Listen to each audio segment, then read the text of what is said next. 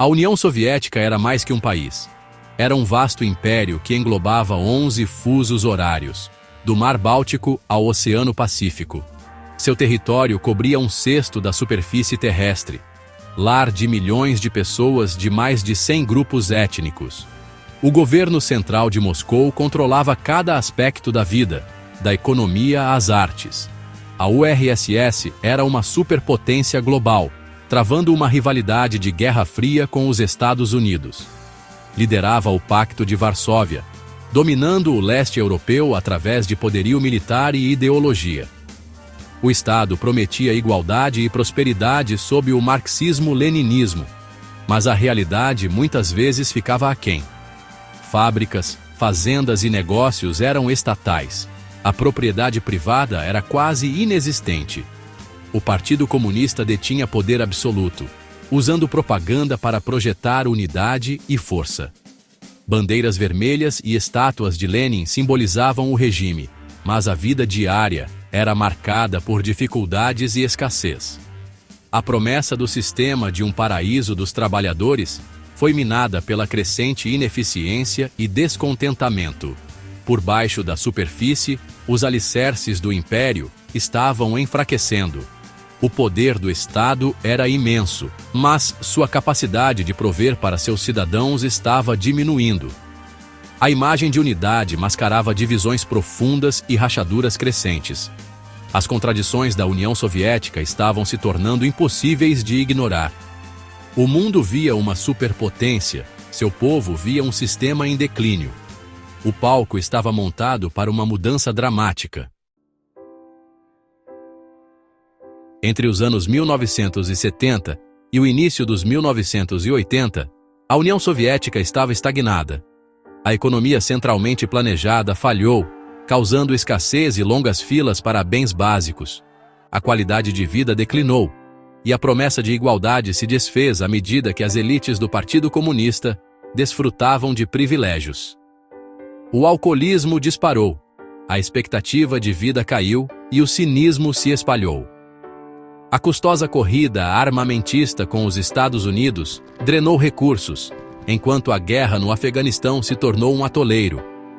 Jovens soldados morriam em um conflito que o governo tentava esconder. A liderança era velha e desconectada. Brezhnev, Andropov, Chernenko, cada passagem simbolizando a decadência. O país se arrastava, incapaz de resolver seus problemas profundos. Pessoas comuns perderam a fé no sistema. O império estava doente, e os velhos remédios não funcionavam mais. A mudança era inevitável. O tempo da União Soviética estava se esgotando. Em 1985, Mikhail Gorbachev se tornou líder, determinado a salvar a União Soviética através de reformas.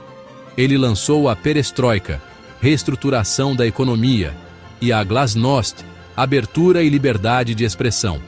Pequenas empresas privadas surgiram, e gerentes de fábrica ganharam alguma autonomia. Mas as reformas foram resistidas, muitas vezes piorando a escassez e a confusão. A Glasnost desencadeou uma onda de críticas e expôs as falhas do regime. Jornais publicaram escândalos do governo. Livros e filmes banidos ressurgiram. As pessoas falavam abertamente pela primeira vez, e identidades nacionais suprimidas foram reavivadas. Grupos étnicos por toda a URSS começaram a exigir reconhecimento e direitos. O Partido Comunista perdeu seu monopólio da verdade e do poder.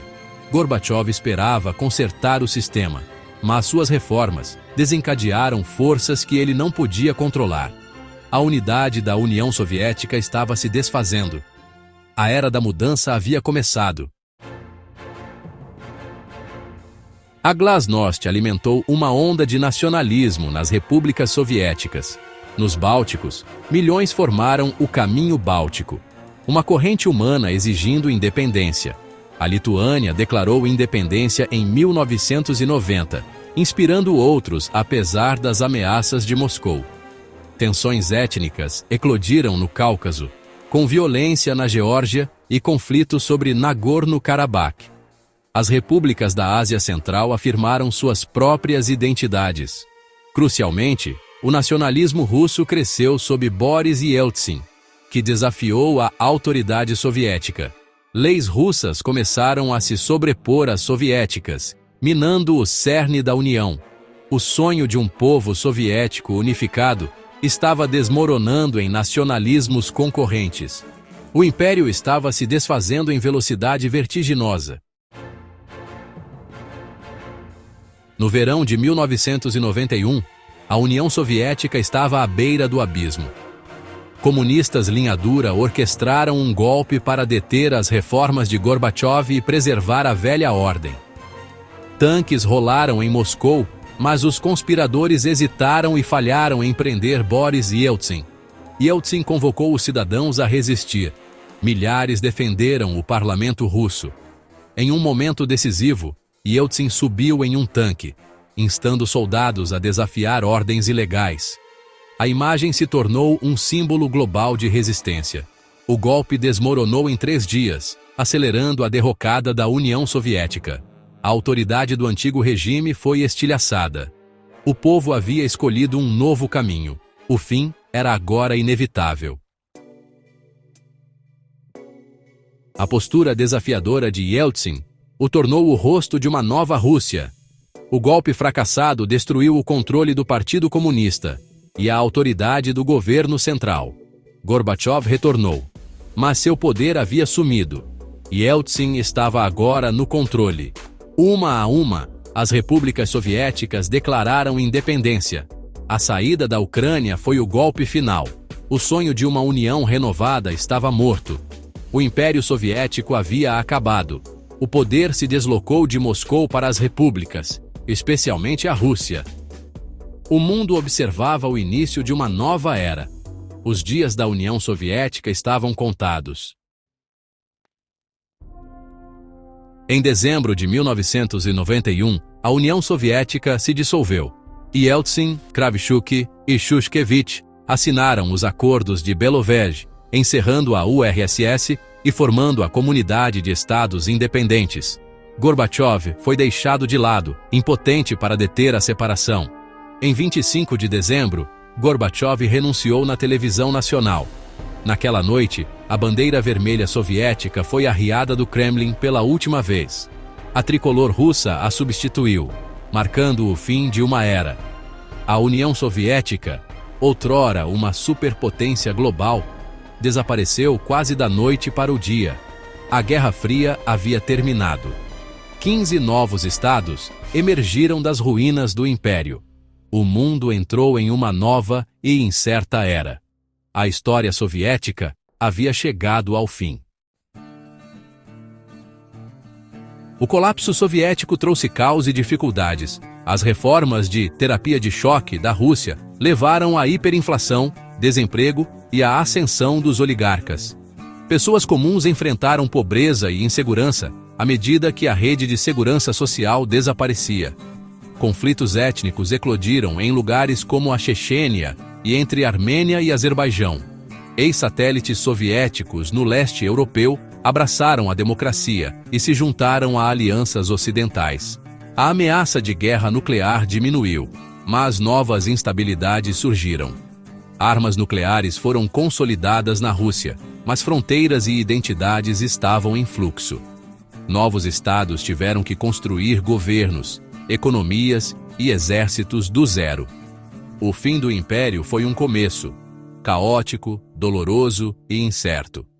O mundo foi transformado, mas a transição estava longe de ser tranquila. O legado do colapso soviético moldaria as décadas seguintes. Décadas depois, o colapso soviético ainda molda a política global. Na Rússia, os anos 1990 são lembrados como um tempo de humilhação e caos. Isso abriu caminho para Vladimir Putin, que prometeu restaurar a ordem e o poder. As políticas de Putin buscam retomar a influência sobre as antigas repúblicas soviéticas, alimentando conflitos e tensões. Guerras na Chechênia, Geórgia, Crimeia e Ucrânia, todas derivam de legados imperiais não resolvidos. A expansão da OTAN para o leste é vista em Moscou como uma ameaça, aprofundando a desconfiança com o Ocidente. O fim da Guerra Fria trouxe esperança, mas também novas rivalidades e incertezas. O colapso soviético não foi um fim, mas o início de uma transformação contínua. Nacionalismo, turbulência econômica e dinâmicas de poder em mudança continuam a ecoar hoje. Entender a queda da União Soviética é fundamental para entender o nosso mundo atual. A queda da União Soviética não foi só o fim de um regime, foi o encerramento de um capítulo inteiro na história mundial. Um império que nasceu com promessas de igualdade ruiu sob o peso da repressão, da crise e de contradições internas. Bandeiras mudaram, líderes caíram, mas os impactos desse colapso continuam moldando guerras, alianças e rivalidades até hoje. Se um império desse tamanho pôde sumir em questão de dias, o que mais no nosso mundo pode estar à beira de ruir sem que a gente nem perceba? Se você curtiu esse vídeo, se inscreva no canal e ative as notificações, porque aqui você sempre vai descobrir como os bastidores da história moldam o nosso presente. Até a próxima!